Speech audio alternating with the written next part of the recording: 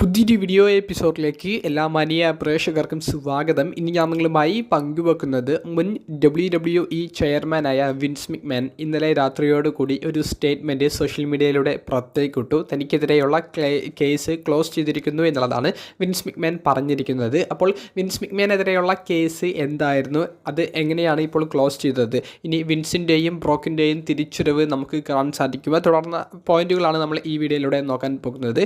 Wins മിക്മാനെതിരെ 2 കേസുകളാണ് നിലവിൽ ഉണ്ടായിരുന്നത്. അതിൽ ഒന്ന് ലൈംഗികപരമായിട്ടുള്ള ആരോപണങ്ങൾ വിൻസ് മിക്മാന് എതിരെ വന്നതാണ്.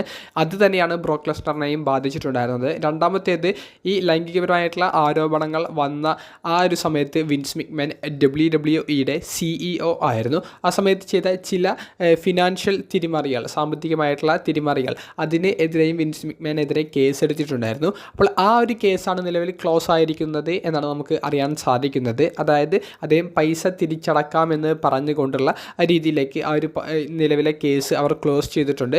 അത് ഫൈൻ അടക്കാം എന്നുള്ളത് പറഞ്ഞുകൊണ്ടാണ് വിൻസ് മിക്മാൻ ആ ഒരു കേസ് ക്ലോസ് ചെയ്തിരിക്കുന്നത്. അപ്പോൾ വിൻസ് മിക്മാൻ്റെ തിരിച്ചുവരവ് ഇനി നടക്കില്ല എന്നുള്ളത് ഉറപ്പാണ്. കാരണം വിൻസ് മിക്മാന് എതിരെ മെയിനായിട്ടുള്ള കേസ് ഇപ്പോഴും നിലനിൽക്കുന്നുണ്ട്. ലൈംഗികപരമായിട്ടുള്ള ആരോപണം, ആ ഒരു കേസ് അവർ ഇപ്പോഴും ആ ഒരു കേസ് ഫയൽ ചെയ്ത് അതിൻ്റെ നിലവിലെ ഒരു രീതിയിൽ മുന്നോട്ട് പോകുന്നുണ്ട് കോടതിയിൽ അതെല്ലാം. അപ്പോൾ ആ ഒരു കേസ് ഉള്ളിടത്തോളം കാലം വിൻസ് മിക്മാനെ തിരികെ വരാൻ സാധിക്കില്ല. വിൻസ് മിക്മാൻ പറയുന്നത് ചില അക്കൗണ്ടിങ്ങിലെ മൈനറായിട്ടുള്ള എറേഴ്സ് കണ്ടുപിടിച്ചു, അതിന് താൻ പൈസ തിരിച്ചടക്കാൻ തയ്യാറാണ്. അപ്പോൾ തൻ്റെ കേസ് ക്ലോസ് ചെയ്തു എന്നതിലൂടെ അദ്ദേഹത്തിന് മറ്റേ കേസിൽ നിന്ന് രക്ഷപ്പെടാൻ സാധിക്കുന്നില്ല.